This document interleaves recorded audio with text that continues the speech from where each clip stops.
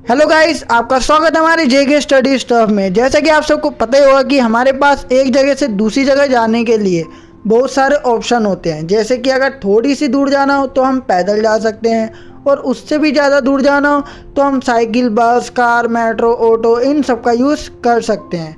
और अगर हमें कहीं भी एक देश के अंदर किसी भी राज्य में जाना हो या फिर एक राज्य से दूसरे राज्य में जाना हो तो हम ट्रेन का यूज़ भी कर सकते हैं। लेकिन कई बार इमरजेंसी या फिर एक देश से दूसरे देश में जाने के लिए हम इन सब का यूज़ नहीं कर सकते, लेकिन हम इन सब को छोड़कर एरोप्लेन मतलब कि हवाई जहाज का यूज़ कर सकते हैं। मतलब कि जब भी कोई व्यक्ति इमरजेंसी में होता है या फिर उसे एक देश से दूसरे देश में जाना होता है तो वो एरोप्लेन मतलब कि हवाई जहाज का यूज़ कर सकता है। और हवाई जहाज की स्पीड बहुत तेज़ होती है, जिसके कारण वो इमरजेंसी में भी अपने टाइम पर पहुंच सकता है।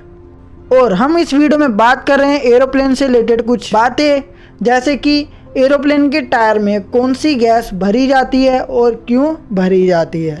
तो इसका जो राइट आंसर है वो है नाइट्रोजन गैस। नाइट्रोजन गैस जो है वो हवाई जहाज के टायर में भरी जाती है। अब सवाल ये आता है कि नाइट्रोजन गैस ही हवाई जहाज के टायर में क्यों भरी जाती है।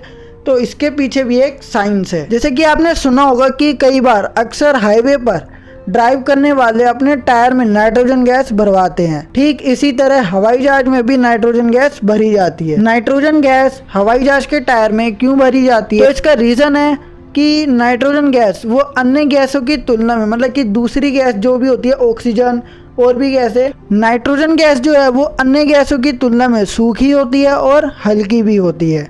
और जब हवाई जहाज उड़ना शुरू करता है तो उसका टेम्परेचर जो है, मतलब कि तापमान, वो बदलता रहता है, लेकिन हवाई जहाज के टायर में नाइट्रोजन गैस ही भरी हुई होती है। तो इसका मतलब है कि टेम्परेचर पर उसका कोई भी प्रभाव नहीं पड़ता और इसके कारण जो आग है वो भी नहीं लगती। और नाइट्रोजन गैस जो होती है वो बिल्कुल भी ऑक्सीजन के साथ कोई भी क्रिया नहीं करती, इसलिए तेज़ रफ्तार के बाद भी गर्म होकर टायर नहीं फटता।